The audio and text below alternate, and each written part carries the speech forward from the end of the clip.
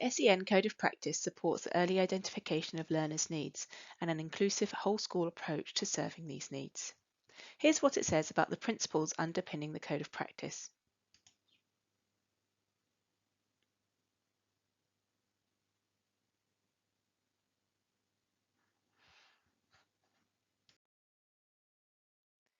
The early and accurate identification of a special educational need or disability, in addition to a learner's need for language support, is complex. Schools run the risk of misdiagnosing an SEND, for example, identifying a speech, language and communication need when the learner in fact has limited proficiency in English and actually needs appropriate language support.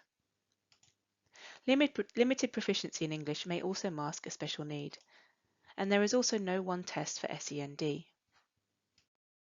Let's take a look at a whole school approach.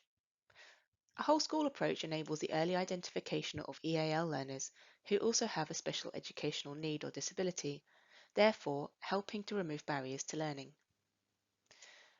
It also promotes effective communication and teamwork between the EAL and SEND coordinators to ensure a joined-up approach. It builds provision for targeted and specialist support and ensures that learners and their families are involved in decision-making and that a child or young person's voice is at the centre of those support plans.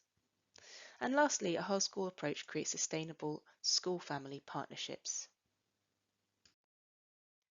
For the whole school approach to work effectively and meet the requirements of the SEN Code of Practice, the following ways of working will provide the most effective strategy and should underpin the school's approach. First, there should be parity in the roles of the EAL lead and the SENCO.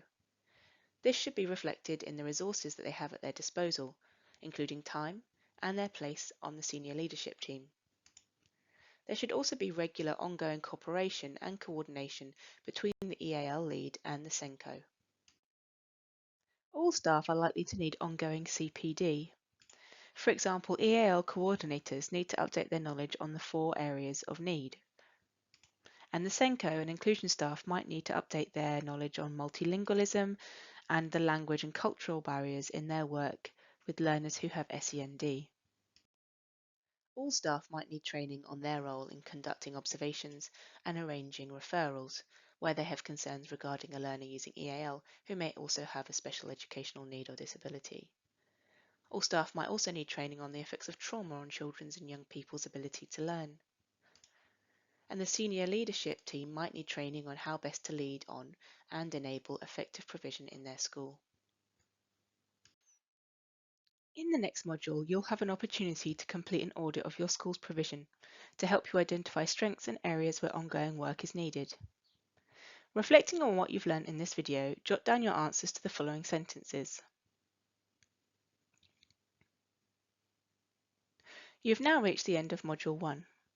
To proceed to Module 2, please click the button Next Section located below this video on the right.